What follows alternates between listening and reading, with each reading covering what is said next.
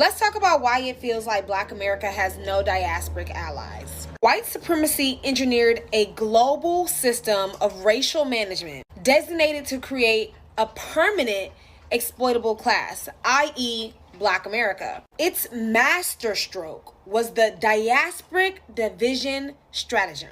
What is the diasporic division stratagem? It is a deliberate and historical strategy employed by white supremacist systems to foster prejudice, distrust, and social friction between Black America and other members of the African diaspora. This stratagem is designed to prevent global Black solidarity by promoting harmful comparative narratives and weaponizing cultural differences, thereby ensuring that no unified coalition can effectively challenge the existing racial hierarchy. This was done by placating most of the African diaspora with conferred identities, while subjugating Black America to proximate alienation, a state of embedded exclusion meant to perpetuate captivity. This strategy ultimately backfired. By being forced to build the very system that oppressed us, Black America developed an unparalleled understanding of its mechanics, making us the key to eventually dismantling the entire system. Here is how the strategy works. The core of the diasporic division stratagem, or DDS, by granting certain forms of identity, white supremacy created a false sense of power and belonging that redirected energy away from revolutionary change. For example, in Latin America, they were granted a place in a racial caste system while still being oppressed, but this offered a defined hierarchical identity that fostered a sense of structure and belonging within a colonial system. In the Caribbean and in Africa, they were granted nation-state identities, flags, and independence. This created post-colonial nationalist identities, which created a powerful source of pride and a perceived win that focused on building the nation within the colonialized identities and borders rather than challenging the global system that created them altogether. The outcome is that these groups were given a container for their identities, i.e., nation states and caste systems. This placated them as the fight became about managing their own designated space rather than tearing down the entire structure. The other half of this is controlling Black America through proximate alienation. The U.S. model of racial management is uniquely brutal because it's a denial of any form of sovereign identity. Total alienation. Black Americans were given no ethnic designation, no land, no flag, and no nation state. Legally defined as non-citizens within the nation that we were building. Forced proximity. Unlike the colonies, Black people were enslaved and segregated within the dominant society, not on a distant plantation. This created proximate alienation, the state of being physically and culturally close to the center of power while being systemically excluded from it.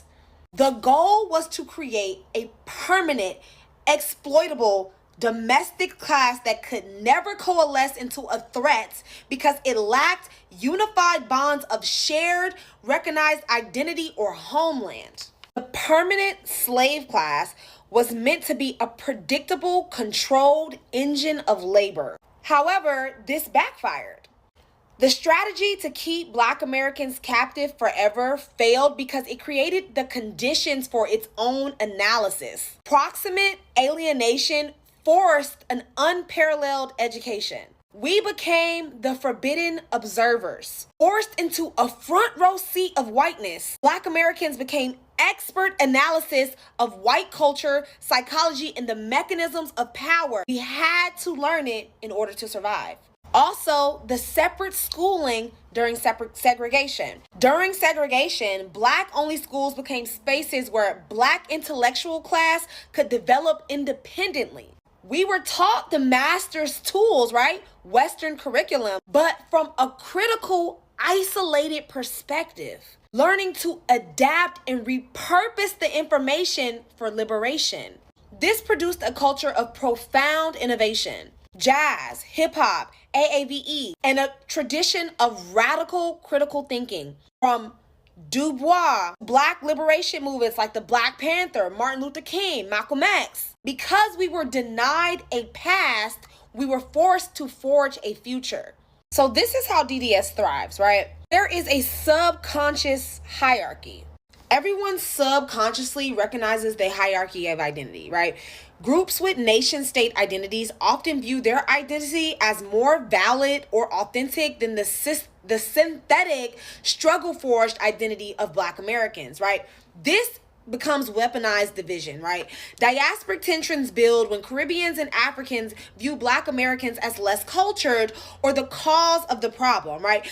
Then they reject the umbrella term for global Blackness, preferring their national identities over our racial solidarity, right? Then turns into the internalized policing, focusing energy on policing who is Black enough instead of unifying against the common system of white supremacy.